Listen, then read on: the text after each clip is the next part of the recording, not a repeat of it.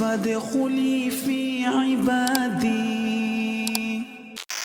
وادخلي جنتي.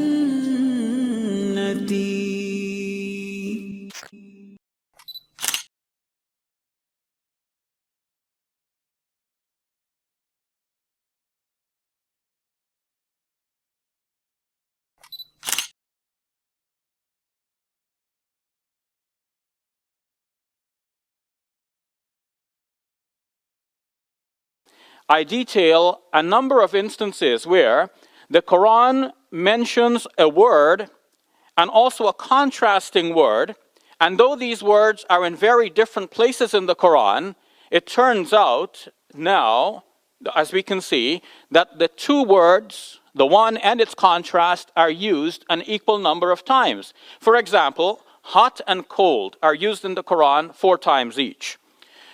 Man and woman, 24 times each.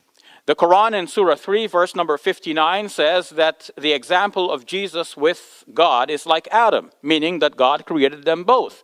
Now we can see that, in fact, Jesus and Adam are each mentioned 25 times in the Quran. We always speak of the devil and angels in contrast. It turns out that the devil is mentioned, Satan is mentioned 68 times in the Quran, and angels mentioned also 68 times.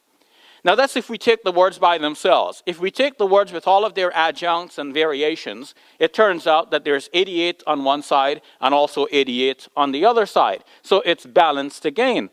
We contrast this life with the life hereafter. The word for this life in the Quran occurs 115 times, and also the word for the life hereafter occurs 115 times.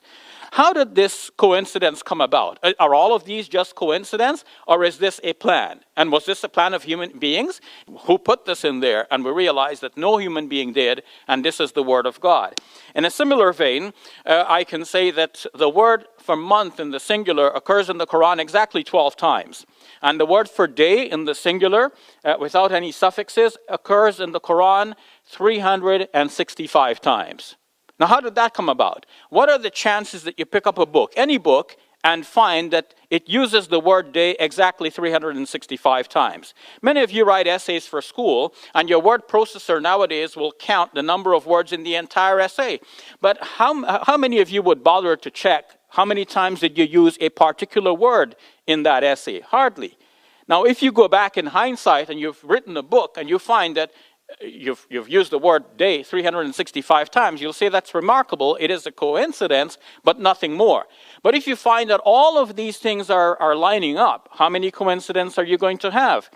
Now, this shows that God is behind the Quran.